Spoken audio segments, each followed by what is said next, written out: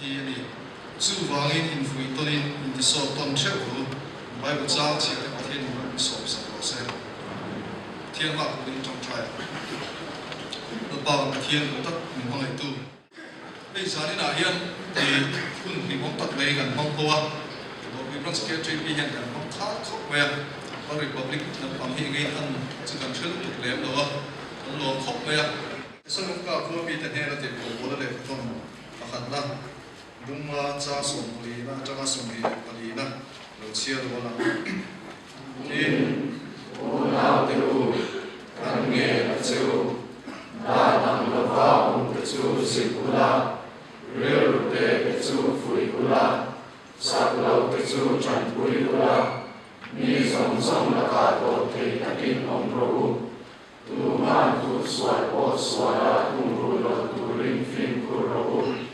in ti sat ton na lama le mi zong chunga in ti sat na lama o a cha pia fo zo ro long fo ula bang lo rin trong trai ula en ki ma long tu shil fo ro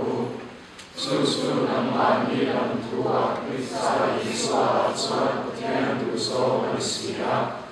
kara su ti su la tu shil pe mu si su en kim fia so ula a cha pian pom tat ula swa ti re la ta in fia filim ro in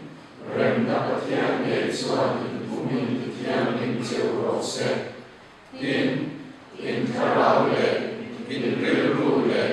in katsa su pa iswa krista lo kalkula swa se ro akala muni no se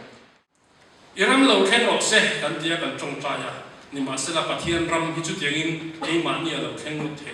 ke ma ni kan in hon na sakangai pathian ta na kan in hon lo chuan pathian ta na kan in pe lo chuan aram le fel nei ke ma ni lo khen lo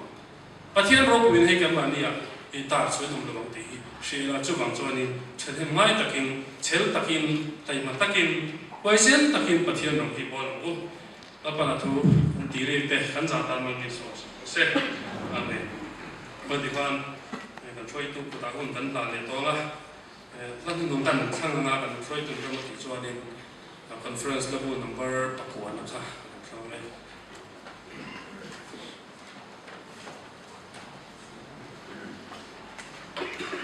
đi tập lên train sao cũng quý tập ngay thả muốn lên mấy đi lại thế nào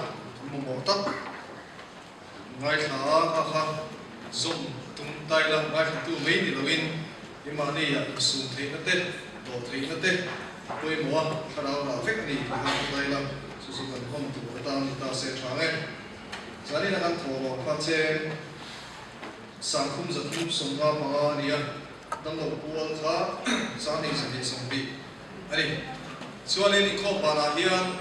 biết hình dung là hiền thiên quý hay sẽ vay nên sản phẩm á cho trả hiền chỉ là người ta tam khan thiệt lắm ông bà dùng in tết ông bà chẳng sợ mấy thầy tu làm ai đây là mình bà lại mấy chia cả anh thấy biết là sao mà sử dụng không mấy chia